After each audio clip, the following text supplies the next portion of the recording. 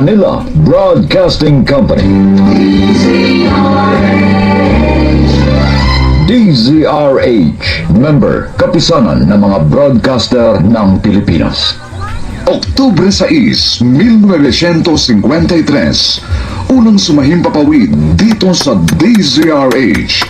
Naggamit na ng di mabilang na gawad karangalan at ng Oktubre taong 2002, ipinagkaloob naman ng kapisanan ng mga broadcaster ng Pilipinas ang Lifetime Achievement Award kay Tia Deli. At ngayon, nasa ika-51 taon na ng pagsasahimpapawid, buong karangalan at pagmamalaking inihahandog ng Manila Broadcasting Company ang kasaysayan sa mga liham kay Tia Deli.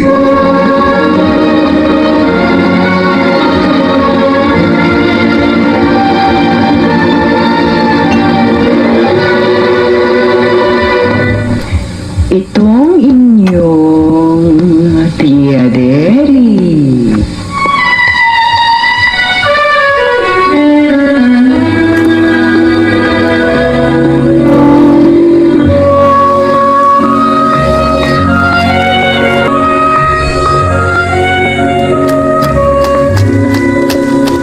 Kumusta mga dinidilo kong tagapakinig?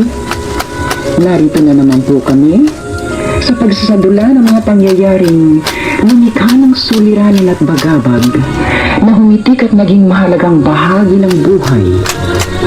Nataos naming layo ni magdulot na ikagagaan kung di man tuloy agang-agam. Sa huli, ako pong mag-uukol ng maikling panukala o kuro-kuro na sana'y makasiya sa may-ari ng salaysay, makaaliw sa marami, at kapulutan ng aral ng ibang ang isip ay hinilang ng nanghinang kalooban at nagkulang ng tiwala sa sariling kakayahang bathin ang pagsubok ng kapalaran. Ito po ang kasaysayan sa mga liham sa inyong Tia Deli.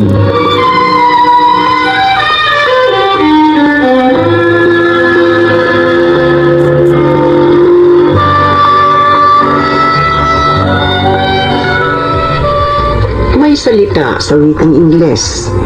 If you can't fight them, join them. Kung hindi kayang kalabanin, kaibiganin.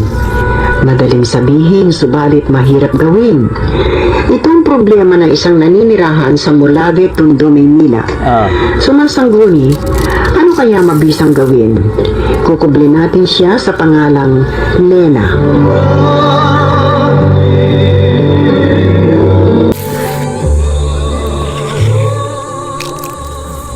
Dear Tia Deli, Pasana naman kaya ito mag-inang ito. TV, kailangan na naman. masasabing walang problema. Mataguan muna nga. Sapagkat napakahal at ang pagmamahal ng asawa ko sa dami. Malaking bahay ng mga bilang sa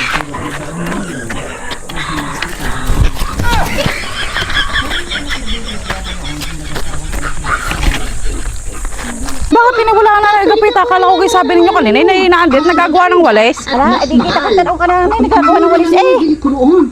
Parang kasi yun eh.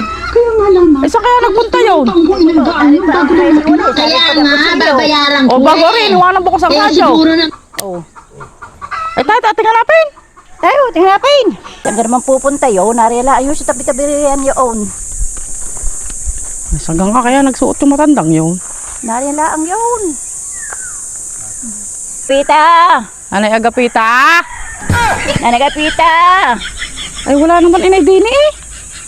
Saan kaya nagsuot ang matandang yun? Wala naman inay eh. Ay, ating hanapin. Kayo ipapunta doon at ako'y paparne. Sige.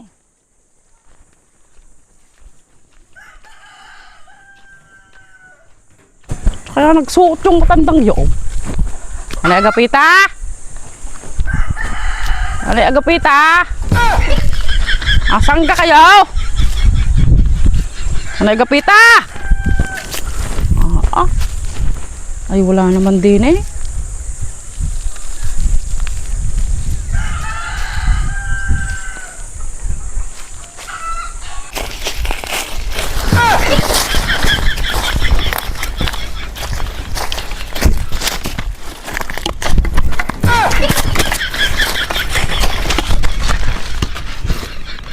Agapita!